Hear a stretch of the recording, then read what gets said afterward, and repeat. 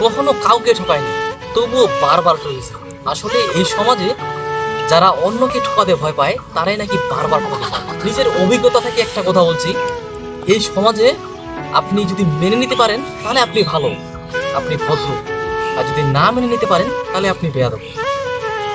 এই সমাজে আমাদের এই সমাজে কিছু লোক আছে, মানে আপনাদের জেনে শুনেই আপনাকে ঠকাবে, জেনে শুনেই আপনাকে মানে খারাপ একটা নিন্দায় ফেলবে। মানে তারা এমন, মানে কোনো কথা, মানে আপনাকে যে কথাটা বলবে তার কখনো না বলার আগে কখনো ভাবে না যে তার কষ্ট হবে, তার খারাপ লাগবে, এগুলো না কখনোই ভাবে না। আর আপনি যখন সবকিছু ভাবার পর, মানে সবকিছু ভেবে তাকে ভালো একটা কথা বলে, তখন তারা বলে ছেলেটা সহজ, ছেলেটা সরল। কিন্তু আপনি যে তাকে, মানে তার যে খারাপ লাগবে সেই কথা ভেবে আপনি তার সাথে ভালো ব্যবহার করেন, আর সেই মানুষটাই আপনাকে বলে যে সে ছেলেটা সহজ, ছেলেটা সরল।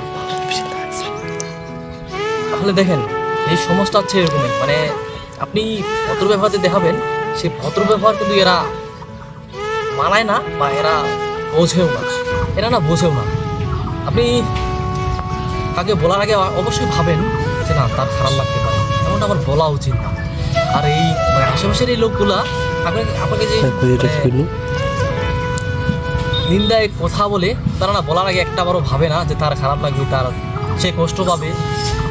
এই সমস্যা এরকমই হয়, মানে যে যেরকম, একটা কথা বলবো, মানে যে যেরকম তাকে ঠিক সেরকম করে কথা বলবে।